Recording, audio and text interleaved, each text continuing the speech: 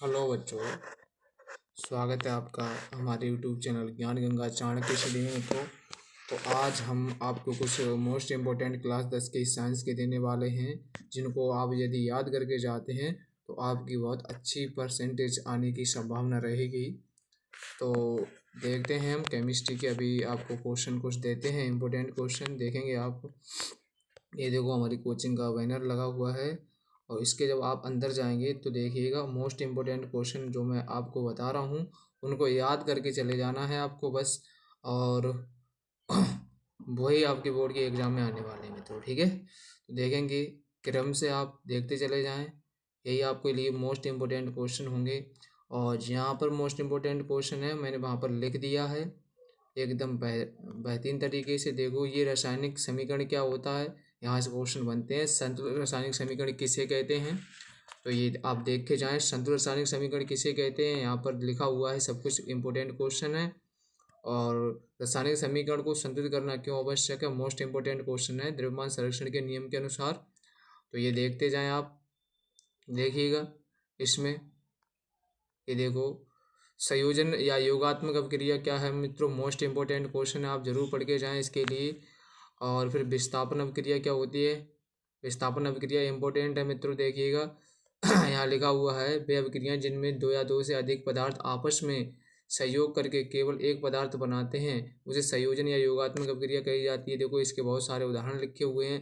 फिर विस्थापन अभिक्रिया आ गई मित्रों, ये भी बहुत मोस्ट इंपॉर्टेंट है। जब अधिक क्रियाशील तत्व तो कम क्रियाशील तत्व को उसके लवण के विलयन से प्रतिस्थापित कर देता है, तो उसे प्रतिस्थापन अभिक्रिया बोलते हैं। इसके देखो बहुत सारे उदाहरण लिखे हुए हैं मित्रों, आप याद कर सकते हैं, देखेंगे बहुत ही शानदार तरीके से सारी चीज़ों को हमने यहाँ पर क्लियर किया। और जो मोस्ट इंपॉर्टेंट टॉपिक हैं वो लिखे हुए हैं, जैसे ऊष्मा क्षेपी अभिक्रिया है, ऊष्मा शोषी अभिक्रिया है, जो विस्थापन अभिक्रिया है, दहन अभिक्रिया है आपकी, ठीक है। तो इन अभिक्रियाओं को जरूर देखे जाएं। फिर प्रकाश अपघटन अभिक्रिया है, अपचयन अभिक्रिया है, ठीक है।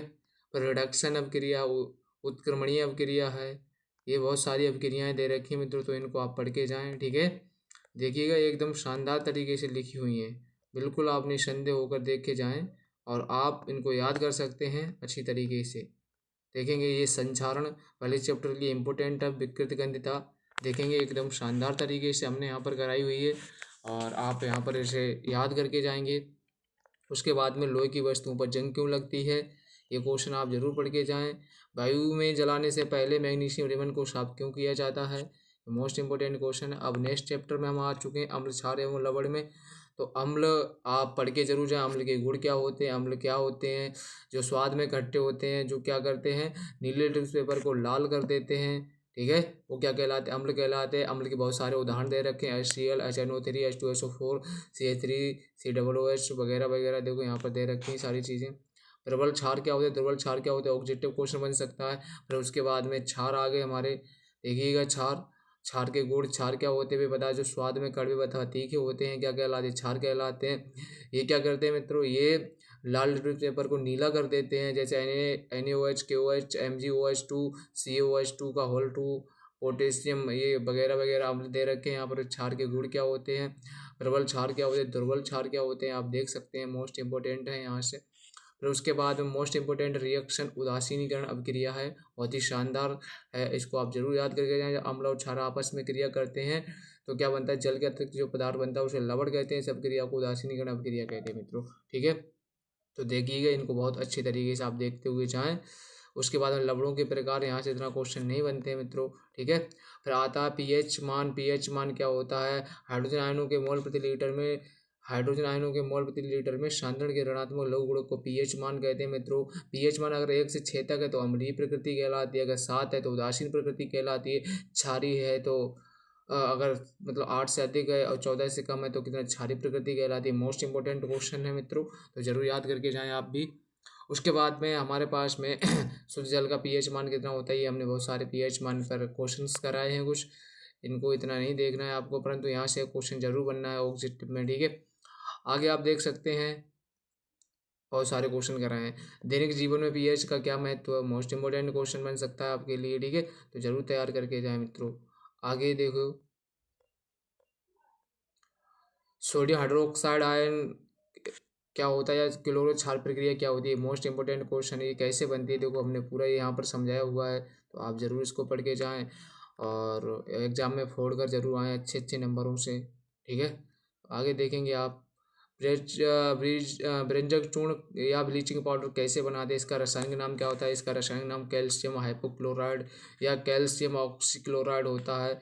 सामान्य नाम इसका ब्रेंजक चूर्ण या ब्लीचिंग पाउडर होता है। इसका जो सूत्र होता है, अणुसूत्र CaOCl2 होता है। बनाने की विधि क्या है, शुष्क बुझे हुए चूने में क्लोरीन गैस को प्रवाहित करने पर हमें ब्रेंजक चूर्ण या ब्लीचिंग पाउडर प्राप्त होता है। देखो यहाँ पर ये रिएक्शन लिखी हुई है मित्रों, क्या लिखी हुई है, CaOH का whole 2 plus Cl2 sign of reaction CaOCl2 plus H2O बाहर निकाल दिया जाता है इसमें। ठीक है, उसके बाद में आप इसके भौतिक गुण क्या हो सकते हैं, ये हल्के पीले रंग का होता है। उसके बाद रासायनिक गुण क्या होते हैं इसके, ये आप देख सकते हैं। ठीक है, आगे ये जो 4 क्वेश्चन है आपको मैं बता रहा हूँ, ये 4 क्वेश्चन में एक 6 नंबर का या 4 नंबर का क्वेश्चन आपकी परीक्षा में जरूर आएगा। ये कास्टिक सोडा क्या होता है, NaOH का उपयोग, ये यहाँ पर देखो। उसके बाद में ये मोस्ट इम्पोर्टेंट जिंदा इम्पोर्टेंट क्वेश्चन आपके पास में आ रहा है, खाने वाला सोडा या रासायनिक नाम इसका क्या होता है। मोस्ट इंपोर्टेंट क्वेश्चन है, इसका रासायनिक नाम क्या, sodium bicarbonate. Most important question ये आपकी परीक्षा में छपने वाला है मित्रों। ठीक है, तो इसको याद करना ना भूले, बहुत ही शानदार क्वेश्चन दे रखा है। देखेंगे आप बनाने की विधि क्या है, सोडियम कार्बोनेट के जलीय विलयन में CO2 गैस प्रवाहित करने पर सोडियम बाइकार्बोनेट प्राप्त होता है। जैसे यहाँ पर लिखा हुआ 2Na2CO3 plus H2O plus CO2, फिर ये से साइनोब रिएक्शन की, तो उसके बाद 2NaH बना हमारा। ठीक है, क्या बना, 2NaH बना। और इसके भौतिक गुण यहाँ पर देख सकते हैं आप। ठीक है, इसी तरीके से इसके अन्य उपयोग भी वगैरह यहाँ पर कराए गए हैं, मोस्ट इंपॉर्टेंट है। उसके बाद में हमारे पास में एक क्वेश्चन दे रखा है कि धावन सोडा क्या होता है, धावन सोडा बनाने की विधि क्या होती है। मोस्ट इंपॉर्टेंट क्वेश्चन है ये भी मित्रों, तो इसको आप नहीं छोड़ सकते हैं। धावन सोडा बनाने की विधि क्या है, इसका रासायनिक नाम क्या है, सोडियम कार्बोनेट डेकाहाइड्रेट। और सामान्य नाम धावन soda crystal sodium carbonate Na2CO3 into 10H2O। कैसे बनाया जाता है, सोडियम हाइड्रो ऑक्साइड NaOH के विलयन में CO2 गैस प्रवाहित करने पर धावन सोडा बनाया जाता है। इस अभिक्रिया से प्राप्त विलयन को ठंडा करने पर Na2CO3 इंटू 10H2O प्राप्त होता है। यहाँ पर इसकी रिएक्शन दे रखी है, 2NaOH plus CO2 sign of reaction Na2 plus CO3 plus H2O, और इसके भौतिक गुण दे रखे हैं मित्रों। इसके बाद में आगे हम चल रहे हैं, इसके बाद इसके उपयोग दे रखे हैं। उसके बाद plaster of Paris most important हो सकता है आपकी परीक्षा के लिए, हाँ शायद ये जिंदा इंपॉर्टेंट हो सकता है, आपकी परीक्षा में ज़रूर आए। तो इसका सामान्य सूत्र क्या होता है, CaSO4 1/2H2O, या और भी सामान्य नाम इसका प्लास्टर ऑफ पेरिस होता है। अगर रासायनिक नाम ले सकते हैं इसका कैल्शियम सल्फेट हेमीहाइड्रेट। बनाने की विधि क्या है, इसको जब जिप्सम को 373 केल्विन ताप पर गर्म करने पर यह जल के अणुओं को त्याग कर प्लास्टर ऑफ पेरिस बना लेता है। जैसे CaSO4 plus 2H2O 373 degree centigrade तापमान या फिर केल्विन CaSO4 प्लस 1/2H2O 3/4 जल को क्या कर देता, बाहर कर देता। इसके भौतिक गुण दे रखे हैं इसके। उसके बाद अब इसके रासायनिक गुण दे सकते हैं, फिर इसके उपयोग। ठीक है, सूचक क्या होता है, सूचक वे पदार्थ हैं जो ये बताते हैं कि किसी पदार्थ की प्रकृति अम्लीय है या क्षारीय या फिर उदासीन है, सूचक कहलाते हैं। ठीक है, ये सूचक हैं। फिर उसके बाद में हमारे पास में चैप्टर आता है धातु एवं अधातु। तो धातु एवं अधातु आप मोस्ट इंपॉर्टेंट है, पहली बार धातु और अधातु की परिभाषाएं याद करके जाएं, और यहाँ से आपका क्वेश्चन बन सकता है। ठीक है, उसके बाद में आप देख सकते हैं यहाँ से ऑब्जेक्टिव क्वेश्चन बन सकते हैं, सबसे हल्की धातु कौन सी होती है, लिथियम सबसे हल्की धातु, सबसे भारी धातु कौन सी होती है, तो ऑक्सीयम सबसे भारी धातु होती है। यहाँ से आप क्वेश्चन बन सकते हैं। ठीक है, धातुओं की भौतिक गुण क्या होते हैं ये आप देख सकते हैं बहुत ही शानदार तरीके से। उसके बाद में इनका लचीलापन सुचालकता क्या है, इतना टाइम नहीं है, आप इनको देख के चले जाएं और पढ़ के चले जाएं। अधातुएं क्या होती हैं तो मोस्ट इंपॉर्टेंट क्वेश्चन है, तो आपकी बोर्ड की परीक्षा में कल छपने वाले हैं। और हम शाम को आपके लिए फिजिक्स की क्लास लेके आएंगे और बायोलॉजी की। ठीक है, इसमें धातु एवं धातु मोस्ट इंपॉर्टेंट क्वेश्चन हो सकता है, आप जरूर याद करके जा सकते हैं। फिर उसके बाद में मोस्ट इंपॉर्टेंट क्वेश्चन आपका संकृता श्रेणी क्या है, तो देख सकते हैं आप एकदम शानदार तरीके से यहाँ पर लिखा हुआ है, और जरूर लिखे हैं। फिर संकृता श्रेणी के महत्व क्या होते हैं मित्रों, देखिएगा आप बहुत ही शानदार तरीके से यहाँ पर नोट्स में आप देख सकते हैं।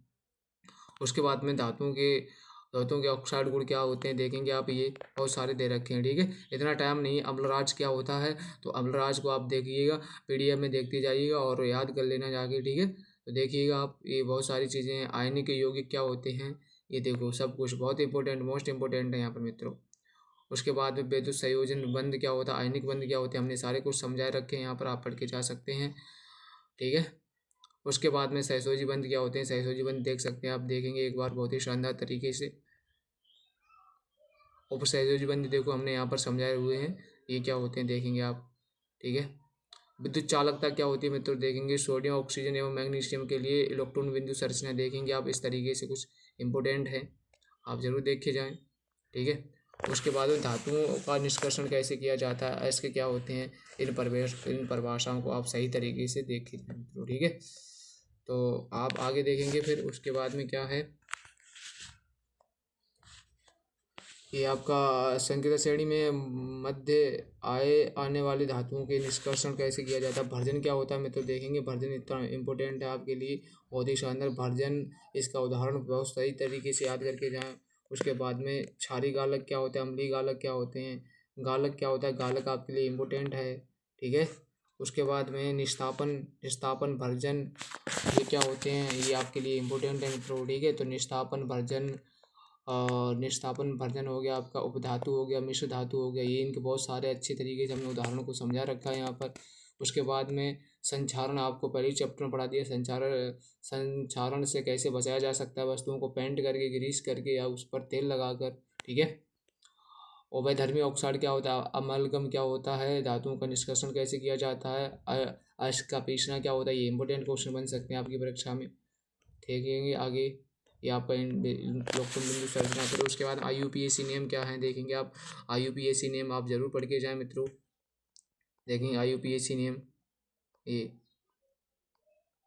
आप देखे जा सकते हैं, मोस्ट इम्पोर्टेंट आपके लिए, शानदार हैं, तो ज़रूर याद करके जाएं इनके लिए मित्रों, ठीक है। उसके बाद एल्किन श्रेणी क्या होती है देख सकते हैं आप, बहुत ही शानदार तरीके से हमने IUPAC को यहाँ पर समझाया है। एल्कीन श्रेणी क्या होती है इनको देख सकते हैं आप, एल्काइन श्रेणी क्या हो सकती है। और आपका 6 नंबर का क्वेश्चन मित्रों आने वाला है, एल्कीन श्रेणी, एल्काइन श्रेणी सब कुछ हमने कराया है मित्रों। संतृप्त हाइड्रोकार्बन यौगिक क्या होते हैं, मोस्ट इंपोर्टेंट है, ठीक है। तो आप जरूर इनको याद करके जाएं, संतृप्त हाइड्रोकार्बन यौगिक क्या होते हैं, ठीक है, ये देख सकते हैं आप। उसके बाद में कार्बन की विशेषता क्या है, कार्बन क्या है देख सकते हैं, संतृप्त हाइड्रोकार्बन यौगिक ये आपके पास में दिखाई दे रहे हैं बिल्कुल, ठीक है। फिर उसके बाद में कार्बन की विशेषता क्या, कार्बन क्या है आप देख सकते हैं। हाइड्रोजन का अणु क्या होता है देख सकते हैं आप, किस तरीके से ये बनता है। नाइट्रोजन का अणु क्या होता है, मेथेन का अणु क्या होता है, इस तरीके से क्वेश्चंस बहुत सारे आप देख सकते हैं, ठीक है। हीरा क्या होता है, कार्बन की अपरूप कौन कौन से होते हैं इनको आप देख सकते हैं। फ्लोरीन क्या होता है मित्रों, ऑक्सीकरण क्या होता है, ऑक्सीकारक क्या होते हैं, अपमार्जक मोस्ट इंपोर्टेंट हो सकता है आपकी परीक्षा के लिए, अच्छे साबुन के गुण, ठीक है। ऑक्सीकारक क्या है, ठीक है। साबुन के प्रकार, नहाने के साबुन में अंतर, ये आपके इंपोर्टेंट हो सकते हैं। एसिटिक अम्ल बनाने की विधि मोस्ट इंपोर्टेंट हो सकती है, जरूर आपसे पूछ सकते हैं, तो जरूर आप देख के जरूर जाएं मित्रों, ठीक है।